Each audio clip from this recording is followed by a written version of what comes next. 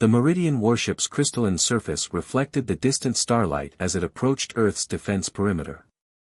Commander Nix Blackwood stood on the bridge of the EDS Hyperion, her weathered hands clasped behind her back as she watched the alien vessels approach.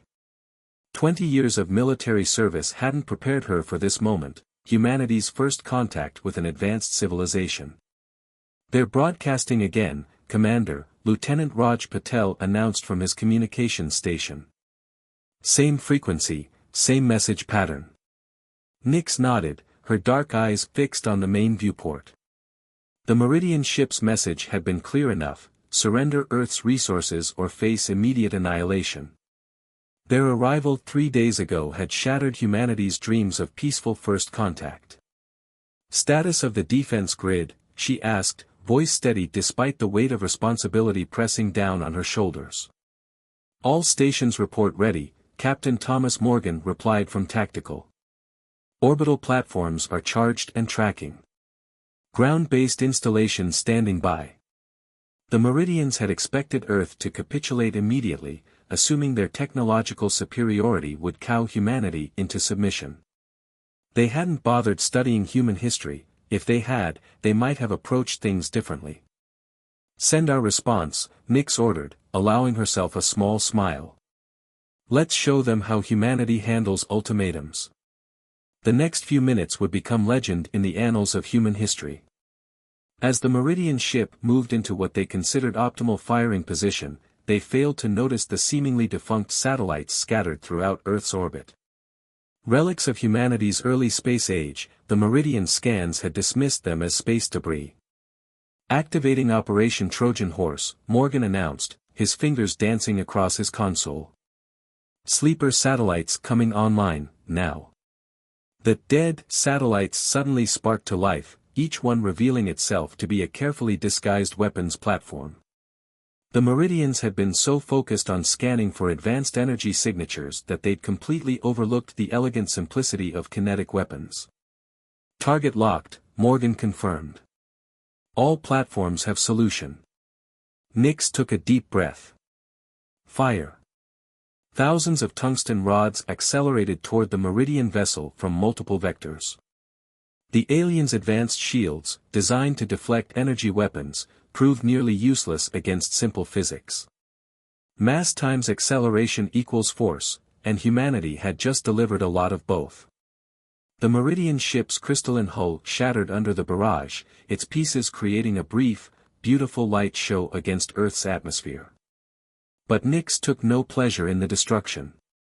She knew this was only the beginning. "Send word to all commands," she ordered.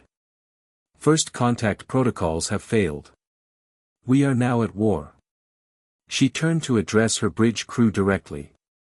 "The Meridians thought they could intimidate us because their technology is more advanced. They didn't realize that humanity's greatest weapon isn't our technology, it's our determination. Our creativity. Our absolute refusal to bow down to anyone who threatens our home." As if to underscore her words, long-range sensors detected multiple FTL signatures. The Meridian Collective was sending reinforcements. "They'll be back," Nix said, her voice carrying across the now silent bridge. "And next time, they'll be ready for our tricks. But that's the thing about humanity, we're really good at coming up with new ones." Lieutenant Patel looked up from his station, his dark eyes reflecting the same mix of determination and concern that Nix felt. "Orders, Commander." "Implement Phase 2, she replied, turning back to the viewport. "And contact the Lazarus Project.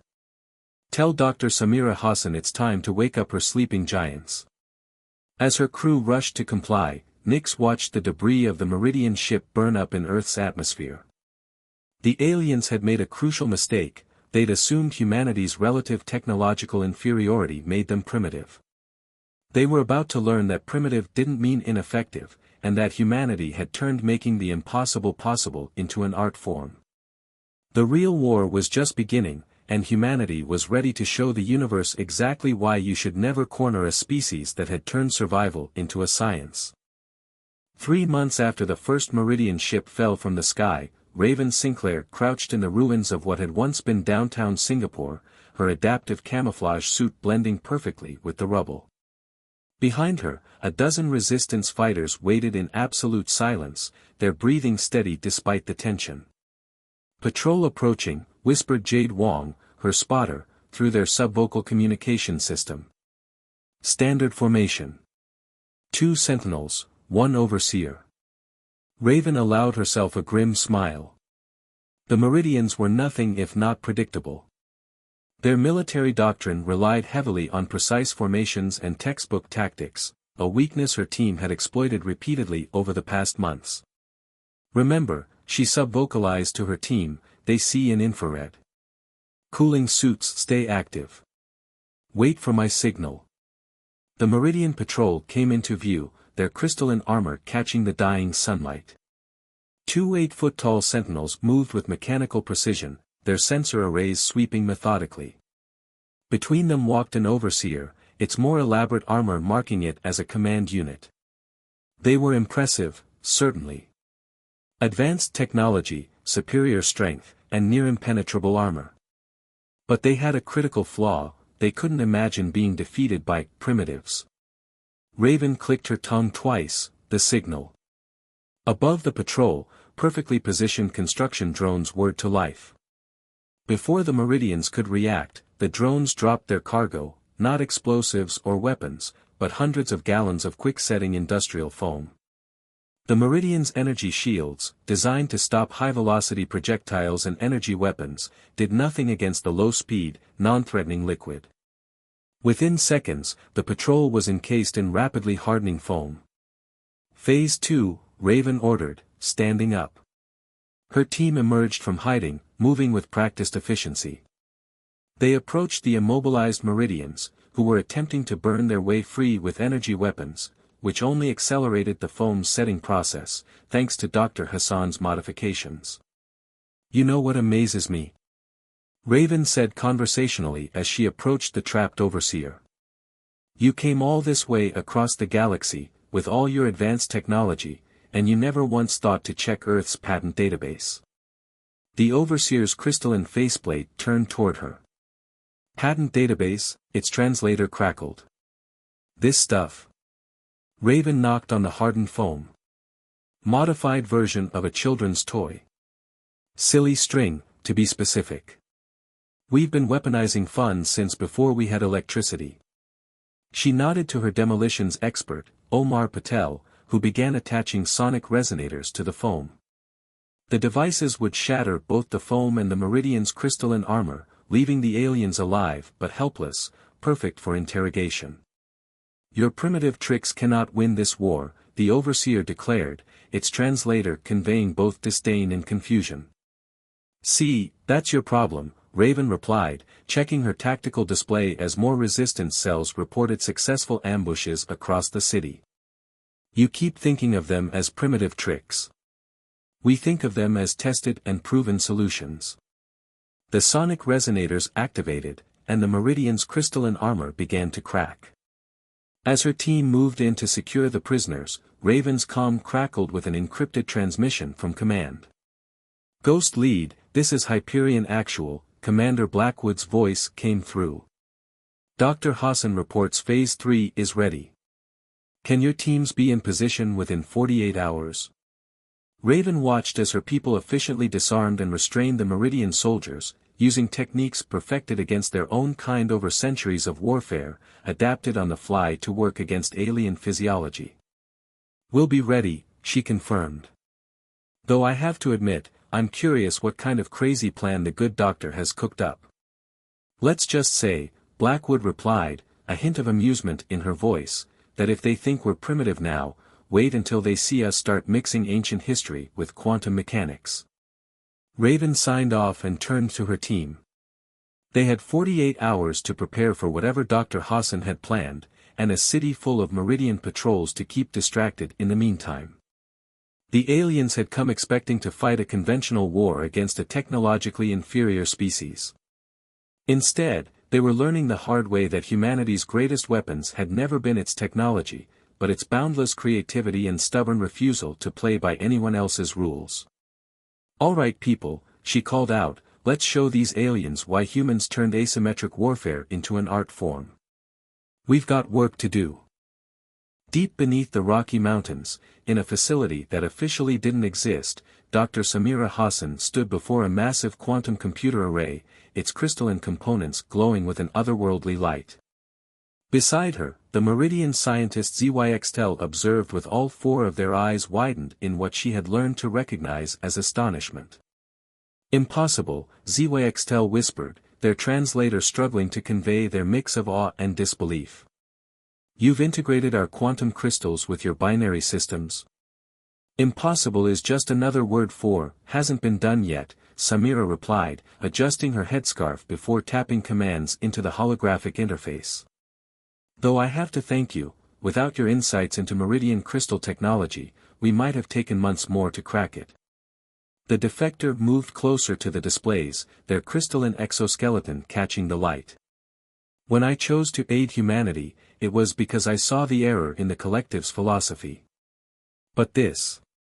They gestured at the hybrid technology surrounding them. In 3 months, you've done what our scientists claimed would take decades. Samira smiled. That's because your scientists approached it as a purely technological problem. We approached it as a translation exercise. She brought up a new display, showing the interface between human and Meridian tech. Binary and quantum, digital and crystalline, they're just different languages describing the same underlying reality. Their conversation was interrupted by the facility's AI. Dr. Hassan, Commander Blackwood is requesting an update on Phase 3. Perfect timing, Samira said. Put her through. She turned to one of the larger screens as Nix's face appeared. Commander, you'll be happy to know we're ahead of schedule. Good, because our window of opportunity is shrinking. The collective's main fleet will reach Earth in less than 72 hours. ZYXTEL stepped forward. Commander, I've analyzed the fleet compositions. They're bringing enough firepower to reduce Earth's surface to glass. Then it's fortunate, Samira interjected, that we don't plan to let them get close enough to use it. She pulled up another display, this one showing a complex network of quantum entanglement patterns. Commander, the Lazarus Protocol is ready. Nix's expression remained carefully neutral. You're certain it will work? As certain as I can be, given that we're about to attempt something that violates several laws of physics. Samira glanced at ZYXTEL. Would you like to explain the concept to the commander, partner? The Meridian scientist's translator crackled with what might have been nervous laughter.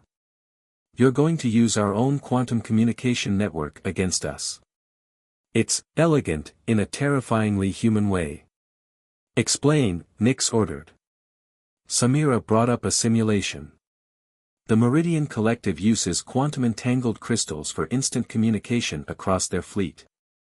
It's what gives them their tactical advantage, perfect coordination, zero lag. But quantum entanglement is a funny thing. Once particles are entangled, they stay connected regardless of the distance between them. We've modified the crystals from our captured Meridian ships, ZYXTEL continued. When their fleet enters the system and establishes quantum sync with these nodes, we hijack their entire command and control network, Samira finished. Every ship, every weapon system, every piece of quantum tech they possess, all of it connected through the same entangled network.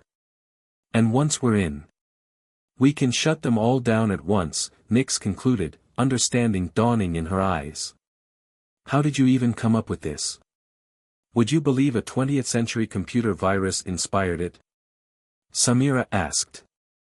The concept of using an enemy's own communication network to deliver a killing stroke, it's as old as warfare itself. We just adapted it to quantum mechanics. And the collective would never expect it, ZYXTEL added, because to them, quantum mechanics is pure science. They'd never think to apply primitive computer security concepts to it. Nix nodded slowly. How long to deploy the modified crystals? Raven's teams are already moving them into position, Samira replied. When the fleet arrives, they'll find what appears to be a scattered, disorganized defense. They'll establish quantum sync to coordinate their attack. And spring the trap, Nix finished. Well done, both of you. I'll inform the Defense Council. Be ready. After the commander signed off, ZYXTEL turned to Samira. There's something you haven't told her, isn't there? Samira's expression grew serious. The quantum backlash, it won't just shut down their ships. It'll destroy their entire quantum network. The collective will lose faster-than-light communication, navigation, everything. It'll effectively knock them back to pre-spaceflight technology. You're not just stopping an invasion, ZYXTEL realized. You're dismantling an empire. They gave us no choice, Samira replied, turning back to her work. They thought their technology made them invincible. We're going to teach them that humanity's greatest weapon has always been our ability to turn an enemy's strength against them. As they worked through the final calculations, Samira couldn't help but appreciate the irony. The collective had come to conquer what they saw as a primitive species, only to fall victim to one of warfare's most primitive principles: pride comes before a fall. Fleet Admiral Jun Nakamura stood on the bridge of the EDS Artemis, watching as the largest invasion fleet in human history emerged from faster-than-light travel. The Meridian Armada stretched across space like a constellation of artificial stars, their crystalline ships refracting sunlight in deadly beauty. 5,000 contacts and counting, reported Captain Emilia Rodriguez from Tactical. They're arranging themselves into attack formation Delta, no, shifting to Gamma. June allowed himself a small smile. They're being cautious. Good. That means they're learning. The past 3 months had taught the Meridians to fear human ingenuity, but they still didn't understand it. They'd analyzed every defeat, every ambush, every guerrilla tactic, looking for patterns to counter. But they were searching for the wrong thing. All ships reporting ready, Lieutenant Hassan announced, Dr. Hassan's younger brother, specifically requested for this mission. Quantum crystals are in position and waiting for sync. June opened a channel to the fleet. All commanders, execute Operation Chaos Theory.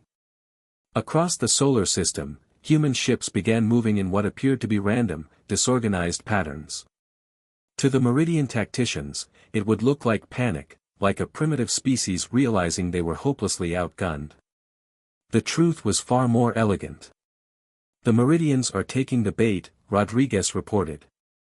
Their vanguard is advancing to engage our scattered forces. June watched as the first wave of Meridian ships moved to exploit what they saw as tactical weaknesses in the human formation.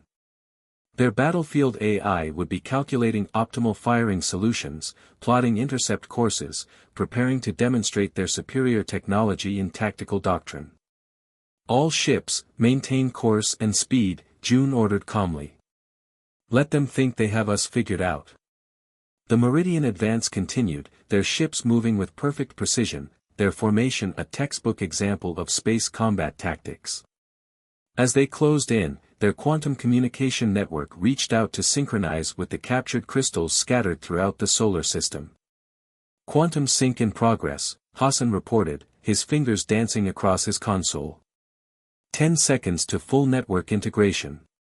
June thought about the centuries of human military history that had led to this moment. About how every major technological advantage throughout history had eventually been turned against its wielder by a more creative opponent. 5 seconds, Hassan counted down. 4, 3, 2, 1. Now, June commanded, execute Protocol Lazarus. Across space, the modified quantum crystals activated. The Meridian fleet's perfect formation suddenly froze as their quantum network was hijacked and overloaded by Dr. Hassan's virus. Ships began to drift, their systems locked in an endless loop of conflicting commands. Quantum disruption successful, Hassan confirmed. Their entire command and control network is compromised. But June wasn't finished. This wasn't just about winning a battle, it was about sending a message that would echo across the galaxy. Execute Phase 2, he ordered. The seemingly random movements of the human fleet suddenly revealed their true purpose. What had appeared to be chaos was actually a carefully choreographed dance, positioning every ship exactly where it needed to be. As the Meridian fleet drifted helpless, they found themselves surrounded by humanity's secret weapon, a web of gravitational singularities, created by experimental drives that the Meridians had dismissed as primitive attempts at FTL technology. Gravitational web is stable, Rodriguez reported. We have them trapped. June opened a channel to the Meridian flagship. This is Fleet Admiral Nakamura to Meridian Command. Your ships are disabled. Your quantum network is compromised. You are caught in a gravity web that will tear your fleet apart if you attempt to move. I suggest you consider your next actions very carefully. The response came quickly, the translator struggling to convey the mix of disbelief and anger in the Meridian commander's voice.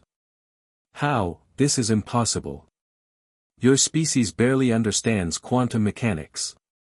That's where you made your mistake, June replied. You assumed that because we hadn't developed certain technologies, we couldn't understand them. But humanity's greatest strength isn't our technology, it's our ability to take an enemy's strength and turn it into a weakness. He paused, letting the silence stretch. You have 1 hour to surrender. After that, we activate the gravity web. I suggest you use this time to consider what other impossible things humanity might be capable of. As the channel closed, June turned to his crew. Send word to all commands. Prepare for either outcome. If they surrender, we'll need to coordinate the largest prisoner transfer in human history. If they don't. He looked out at the trapped Meridian fleet. We'll show them why humanity has never lost a war of survival. The next hour would determine not just the fate of Earth, but humanity's place in the galaxy. Whatever happened, the universe would never again mistake technological advancement for superiority. Dr. Diana Reyes stood in the ancient chamber beneath the Gobi Desert, her headlamp illuminating hieroglyphs that shouldn't exist.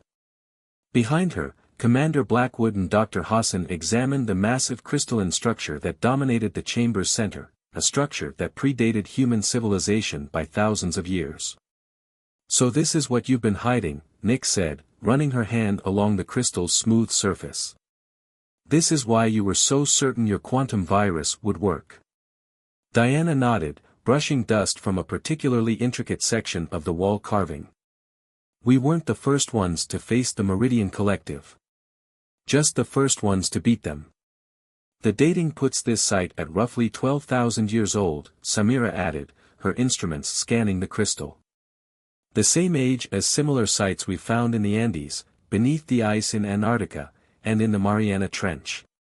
Our ancestors left us a manual, Diana explained, translating the ancient text. Not just for fighting the Meridians, but for defeating any advanced civilization that relied too heavily on their technology. We just had to learn how to read it.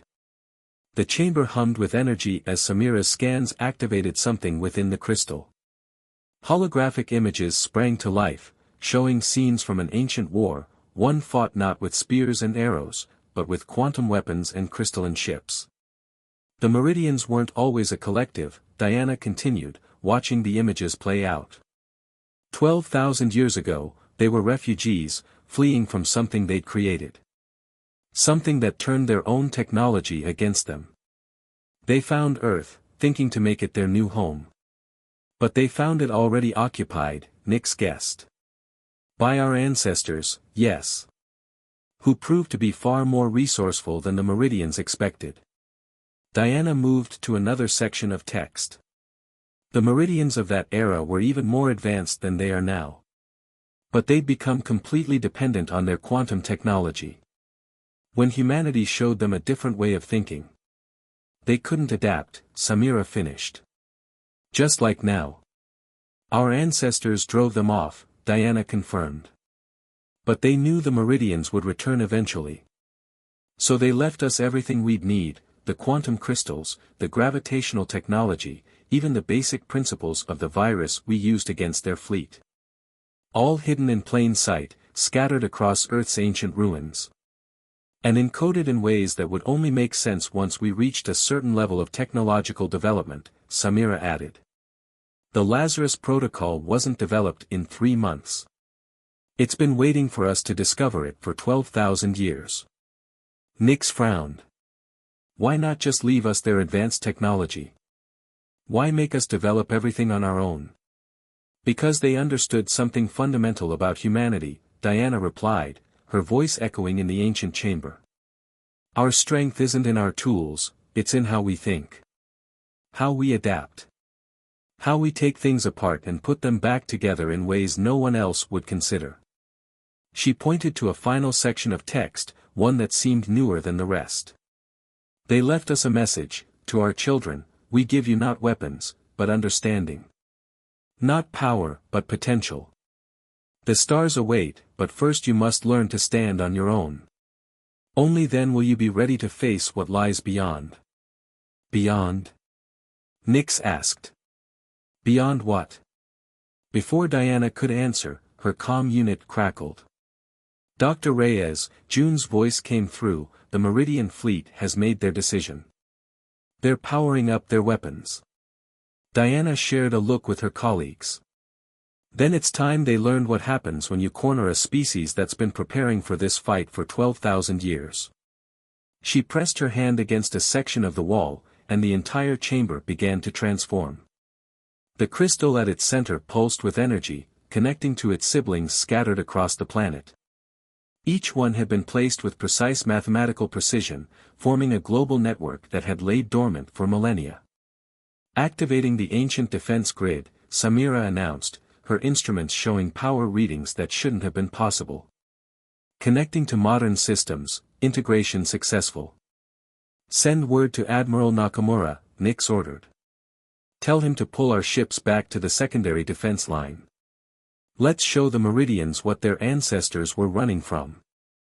As the ancient technology powered up, Diana couldn't help but appreciate the elegance of it all. The Meridians had come expecting to find a primitive species barely beginning to understand quantum mechanics. Instead, they'd found the custodians of their own forgotten history, armed with knowledge that had been waiting patiently for humanity to grow into it. You know what the real irony is, she mused, watching the crystal network come alive. They called us primitive because we held on to obsolete technologies and ways of thinking. They never realized that understanding the past is the key to surviving the future. Colonel Marcus Santiago watched from the bridge of the EDS Phoenix as the ancient defense grid activated. Streams of quantum energy connected the hidden crystals across Earth, forming a web of light visible from orbit. The Meridian fleet, having rejected surrender, was preparing to fire their main weapons.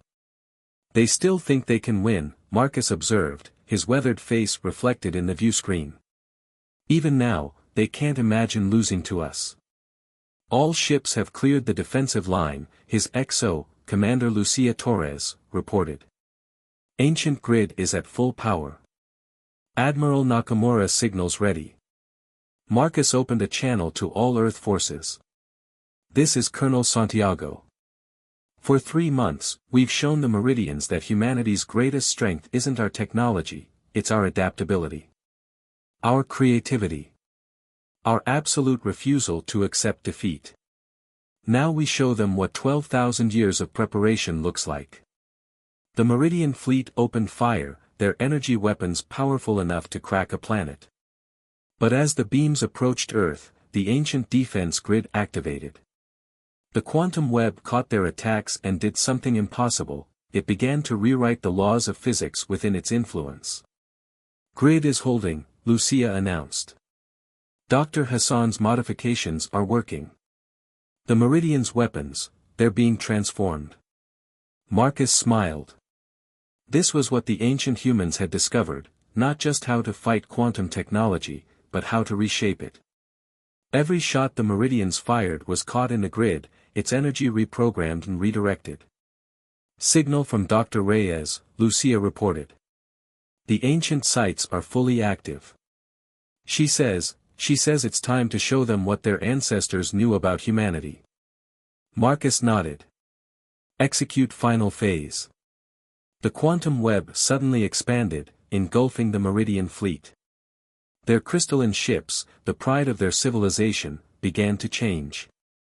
The quantum technology they relied on wasn't just being shut down, it was being rewritten on a fundamental level. Message from the Meridian flagship, Lucia announced. They're begging us to stop. They say we don't understand what we're doing. But we do, Marcus replied, thinking of the ancient message Diana had discovered. Better than they do. Open a channel. When the connection established, Marcus spoke clearly, to the Meridian Collective. 12,000 years ago, your ancestors came to Earth fleeing from something they'd created. They found humanity, primitive by their standards, but possessing something they'd lost. The ability to see beyond technology, to understand that true advancement comes from wisdom, not just knowledge. He watched as the quantum transformation continued. Your ancestors left us a gift, not their technology, but the understanding of how to use it wisely. They knew that someday, the collective would return, having forgotten the lessons that drove them to Earth in the first place. We've spent 12,000 years preparing not just to defend ourselves, but to remind you of what you once knew. The Meridian ships were changing, their crystalline structures reorganizing into something new. Something that merged the best of both civilizations' understanding. You came to conquer what you saw as primitives, Marcus continued. Instead, you found the guardians of your own forgotten wisdom. The quantum transformation isn't destroying your technology, it's evolving it into something that requires both our peoples to understand and use. A bridge between our civilizations. The transformation completed, leaving the Meridian fleet altered but intact. Their ships now pulsed with a new kind of energy, one that merged quantum precision with human adaptability. The choice is yours, Marcus concluded. Continue this war, and we will use this power to end the collective permanently. Or accept that true strength comes not from technological superiority, but from the wisdom to know when to change. The silence that followed seemed to stretch forever. Then, finally, the Meridian Supreme Commander spoke, their translator conveying a tone of awe. After all these cycles, we finally understand what our ancestors were trying to tell us. You weren't meant to be our conquest. You were meant to be our redemption. As the Meridian fleet powered down their weapons, Marcus thought about the message hidden in Earth's ancient ruins. About how humanity's greatest strength had never been its technology, but its ability to take the impossible and make it routine. Send word to all commands, he ordered. The war is over. Now the real work begins. As Earth celebrated its victory, Marcus knew this was just the beginning. The ancient message had spoken of something beyond, a threat that had driven the original Meridians to Earth. Now, with both civilizations united and their technology transformed, they could face that threat together. The universe had trembled at humanity's warrior spirit. Now it would learn to respect their wisdom as well.